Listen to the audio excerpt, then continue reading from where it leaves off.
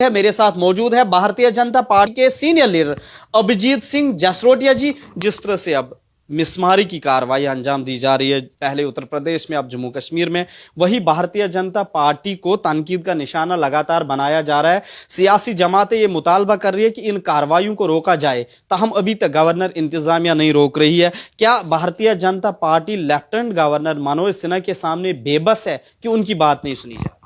देखिए, ऐसी बात नहीं है। मुझे लगता है कि सबसे पहले तो ये कोई आरडीए जो ऑर्डर था, कोई भारतीय जनता पार्टी का ऑर्डर नहीं था।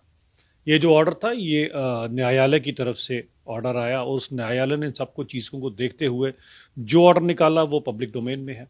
अब रही बात कि इसके ऊपर जिस तरह से माननीय एलजी साहब ने भी साफ कर दिया कि किसी भी गरीब को, किसी भी पसमानदा को, किसी भी ऐसे इंसान को जिसने अपनी ज़रूरत के चलते अपने सर छुपाने के लिए आशियाना बनाया है, उसको बिल्कुल भी नहीं छेड़ा जाएगा। और मुझे कोई भी ऐसी एग्जांपल नजर भी नहीं आती जहां पर ऐसा कुछ किया गया। जम्मू में आपने देखा होगा इविक्शन ड्राइव की नोटिस मिली है, जम्मू की हम बात करेंगे, नई बस्ती आपके लीडर भी वहां। बिल्कुल सही बात है। देखिए, नोटिस मिलने में और होने में बड़ा अंतर होता है। बहुत बड़ी स्टेटमेंट रविंद्र रैना जी ने यूज़ की है कि पहले मेरे ऊपर से बुलडोजर निकलेगा, फिर आप लोगों पर जाएगा। जब किसी आम आदमी की, जब किसी पसमानदा इंसान की बात आती है तो हम लोग पीछे नहीं हटते हैं।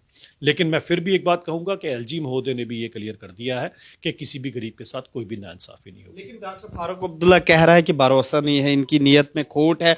स्टेटहुड देने के बारे में भी उन्होंने बयान दिया है कि जम्मू कश्मीर में जो स्टेटहुड जम्मू कश्मीर को जो मिलना है वो पहले ही वजीर दाखिला अमित शाह जी ने वादा किया है, लेकिन नीयत में खोट है। और इविक्शन ड्राइव पे भी उनका यही कहना है। देखिए, फारूक साहब एक बड़े कदावर नेता हैं। मेरी तो उम्र भी उतनी नहीं हुई जिससे ज़्यादा उनको सियासत में अपना ये काम करते हुए हो गया। मुझे लगता नहीं इस तरह के बयान फारूक साहब को शोभा देते हैं।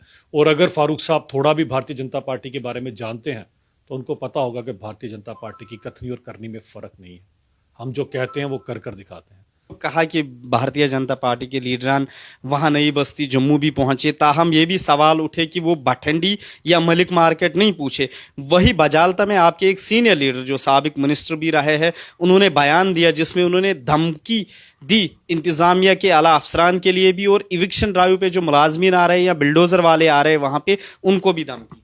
नहीं, ऐसा कुछ था नहीं। उन्होंने भी वही बात कही होगी कि हम लोग यहाँ पर हैं तो सबसे पहले यही बात आती है कि किसी भी गरीब आदमी के साथ कुछ नहीं होगा और गरीब आदमियों के साथ, सबके साथ हम खड़े हैं।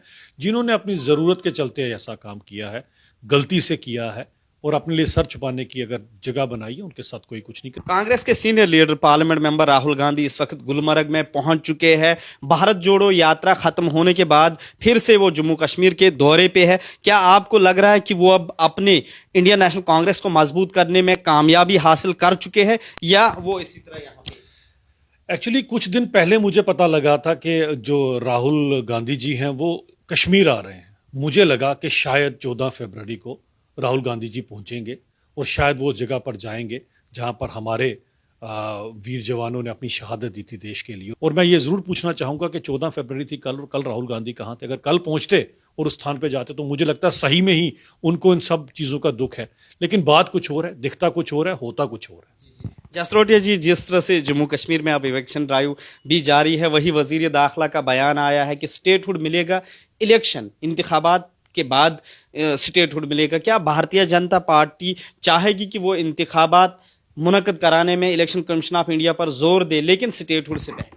देखिए, इलेक्शन कमीशन एक इंडिपेंडेंट बॉडी है, उस पर कोई जोर नहीं दे सकता। सबसे बड़ी बात है, हम इनकी तरह नहीं है कि किसी भी इदारे को अपनी डायरेक्शन पर चलाएं। इलेक्शन कमीशन को जब ठीक लगता है तब चुनाव होंगे, और ज़रूर होंगे चुनाव। इससे पहले भी तो 3 चुनाव हुए ही हैं। से पहले आप लड़ना चाहते हैं? देखिए, मुझे लगता है कि जब हमारे ऑन द फ्लोर माननीय गृह मंत्री जी ने भी कह दिया, सबने हमने कह दिया कि स्टेट वापस आएगी और ज़रूर आएगी, और ये भारतीय जनता पार्टी कह रही है, कोई नेशनल कॉन्फ्रेंस या कांग्रेस या पीडीपी तो नहीं है जिसकी बात पे लोग यकीन नहीं करेंगे। भारतीय जनता पार्टी की कही हुई बात है तो उसका मतलब यह है कि स्टेट फूड तो हमें वापस मिलना है। वैसे भी जम्मू कश्मीर एक बहुत बड़ी स्टेट है। इस स्टेट का कहीं ना कहीं जो पुरानी पार्टियों ने जो बेड़ा गर्क किया, और ये पेशेंट आईसीयू में था, उसका कुछ देर के लिए उसको यूटी बनाना ज़रूरी भी था। अब सब कुछ ठीक हो चुका है। जिस तरह से चुनाव होते हैं उसी के बाद आपको स्टेटहुड भी मिलेगा, ज़रूर मिलेगा। बहुत बहुत शुक्रिया। ये थे हमारे साथ भारतीय जनता पार्टी के तर्जुमान सीनियर लीडर अभिजीत जसरोटिया। भारत उर्दू के लिए जम्मू से मैं मोहम्मद अशरफ।